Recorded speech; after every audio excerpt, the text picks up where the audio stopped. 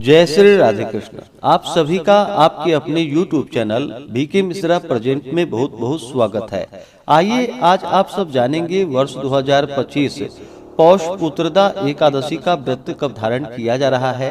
तो जानेंगे व्रत के शुभ मुहूर्त के बारे में, पूजन समय के बारे में, व्रत का पारण कब और किस चीज से किया जाएगा, इस दिन क्या करना चाहिए। तो आइए जानते हैं इन सबों के बारे में। आप सभी भक्तों को पौष पुत्रदा एकादशी व्रत की ढेर सारी शुभकामनाएं। आप सभी के जीवन में भगवान विष्णु, माता लक्ष्मी की कृपा से आप सभी को सभी प्रकार के सुख तथा समृद्धि की प्राप्ति हो। पुत्रदा एकादशी का व्रत वर्ष में 2 बार मनाया जाता है, एक श्रावण शुक्ल पक्ष में और दूसरा जो कि पौष मास शुक्ल पक्ष में पुत्रदा एकादशी का व्रत धारण किया जाता है। आप सभी भक्तों को पौष पुत्रदा एकादशी व्रत की ढेर सारी शुभकामनाएं। आप सभी के जीवन में लक्ष्मी नारायण की कृपा से आप सभी को सभी प्रकार के सुख तथा समृद्धि की प्राप्ति हो। जो भी भक्त सच्ची श्रद्धा के साथ, नियम और निष्ठा के साथ पौष मास शुक्ल पक्ष पुत्रदा एकादशी का व्रत धारण करते हैं तो इस व्रत के प्रभाव से व्यक्ति के सभी प्रकार के पापों का नाश होता है। इसे धारण करने से मनुष्यों को जो कि पुत्रवान, विद्वान, कीर्तिमान, लक्ष्मीवान और यशस्वी होने का आशीर्वाद प्राप्त होता है। यह पुत्र प्रदायिनी व्रत है, इस कारण से इसे पुत्रदा एकादशी के नाम से जाना जाता है। पौष मास शुक्ल पक्ष की एकादशी तिथि प्रारंभ समय जो कि 30 दिसंबर 2025 दिन मंगलवार सुबह 7:52 और एकादशी तिथि की जो समाप्ति है वह 31 दिसंबर 2025 दिन बुधवार सुबह 5:01 पे एकादशी तिथि की समाप्ति है। यह समय जो कि सनातन पंचांग के अनुसार है और वाराणसी पंचांग के अनुसार एकादशी तिथि प्रारंभ 30 दिसंबर को सुबह 3:28 पे और इसका समापन जो कि 30 दिसंबर की रात्रि में 1:13 पर हो जाएगा। तो ऐसे में इस बार ऑनलाइन सनातन पंचांग के अनुसार स्मार्तों के लिए जो कि 30 दिसंबर को व्रत बतलाया गया है और वैष्णवों के लिए 31 दिसंबर को। वहीं पे वाराणसी पंचांग के अनुसार और बिहार के पंचांगों के अनुसार जो कि 30 दिसंबर को ही एकादशी का व्रत जो कि गृहस्थ या वैष्णव दोनों के लिए ही धारण किया जाएगा। तो आप जहां के भी समय को मानने वाले हो उसके अनुसार आप व्रत को धारण कर सकते हैं।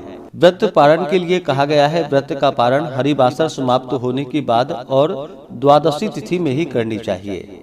तो द्वादशी तिथि प्रारंभ समय 31 दिसंबर 2025 दिन बुधवार सुबह 5:02 और द्वादशी तिथि की जो समाप्ति है वह 31 दिसंबर की रात्रि 1:49 पे द्वादशी तिथि की समाप्ति है। यह समय जो कि ऑनलाइन सनातन पंचांग के अनुसार है, वही वाराणसी पंचांग के अनुसार द्वादशी तिथि प्रारंभ जो कि 30 दिसंबर को रात्रि 1:14 से हो जाएगा और इसका समापन 31 दिसंबर को सुबह 10:51 पे द्वादशी तिथि की समाप्ति है। तो जो भी सनातन पंचांग के अनुसार, ऑनलाइन पंचांग के अनुसार 30 दिसंबर को एकादशी का व्रत धारण कर रहे हैं वो व्रत का पारण जो कि 31 दिसंबर को दोपहर 1:29 से दोपहर 3:33 तक व्रत का पारण करेंगे। और जो वाराणसी पंचांग के अनुसार व्रत धारण कर रहे हैं तो आप वाराणसी पंचांग के अनुसार व्रत का पारण 31 दिसंबर को जो कि सुबह 8:20 से लेकर के सुबह 8:40 तक व्रत का पारण संपन्न कर लेंगे। पुत्रदा एकादशी व्रत का पारण जो कि गोमयेन पारणम यानी कि गाय के गोबर से व्रत का पारण है। यह संभव ना हो पाए तो आप जल, फल या तुलसी दल से व्रत का पारण करें। 30 दिसंबर को ब्रह्म मुहूर्त का समय सुबह 5:24 से सुबह 6:19 तक होगा। सूर्योदय का समय सुबह 6:43, सूर्यास्त शाम 5:18 होगा। राहु काल का समय 30 दिसंबर को दोपहर 2:39 से दोपहर 3:58 तक होगा और 31 दिसंबर को दोपहर 12:01 से दोपहर 1:20 तक होगा। राहु काल समय के दौरान कोई भी शुभ कार्य या नया कार्य नहीं करना चाहिए, इस बात का ध्यान रखें। 30 दिसंबर को प्रातः काल पूजा का शुभ मुहूर्त सुबह 5:51 से सुबह 7:13 तक होगा। और शाम को पूजा का शुभ मुहूर्त शाम 5:34 से शाम 6:56 तक होगा। 30 दिसंबर को त्रिपुष्कर योग भी बन रहा है, जो कि सुबह 5 बजे से लेकर के अगले दिन सुबह 7:14 तक होगा। सर्वार सिद्धि योग भी बन रहा है और रवि योग भी बन रहा है 30 दिसंबर को, जो कि सुबह 3:58 से शुरू होकर के अगले दिन सुबह 7:14 तक होगा, जो कि बड़ा ही अच्छा सहयोग बन रहा है। पुत्रदा एकादशी के व्रत में इस दिन विशेष प्रकार से भगवान विष्णु, माता लक्ष्मी और भगवान विष्णु की नारायण स्वरूप की पूजा करनी चाहिए।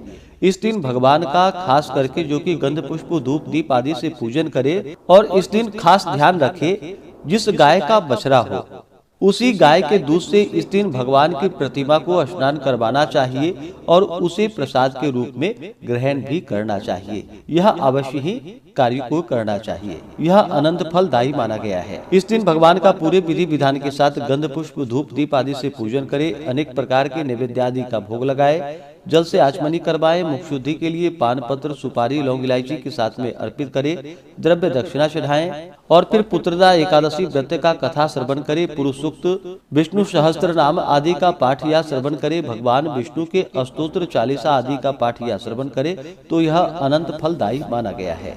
व्रत को जो कि दिन रात्रि उपवास रहते हुए धारण करना चाहिए। जो उपवास नहीं रह पाते हों, जिनका स्वास्थ्य सही ना हो, तो आप एक समय फलाहार ग्रहण करके व्रत को धारण कर सकते हैं। एकादशी के दिन जो कि जहां तक हो सके दिन रात्रि जागरण करते हुए ही समय को व्यतीत करना चाहिए और अगले दिन जाकर के सुबह उठ करके स्नान आदि करके शुद्ध वस्त्र धारण करके भगवान का पूजन आरती कर ले, भगवान को भोग लगाए, ब्राह्मणों को भोजन करवाए, ब्राह्मणों को दान और दक्षिणा दे और फिर समय के अनुसार व्रत का पालन करना चाहिए। इससे अनंत फलों की प्राप्ति होती है।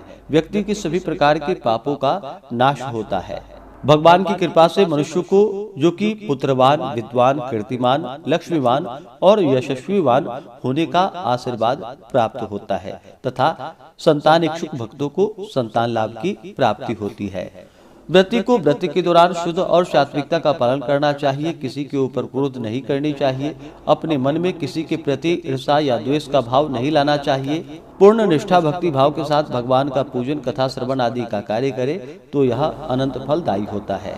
तो आशा करता हूँ कि यह जानकारी आपको अच्छा लगा हो।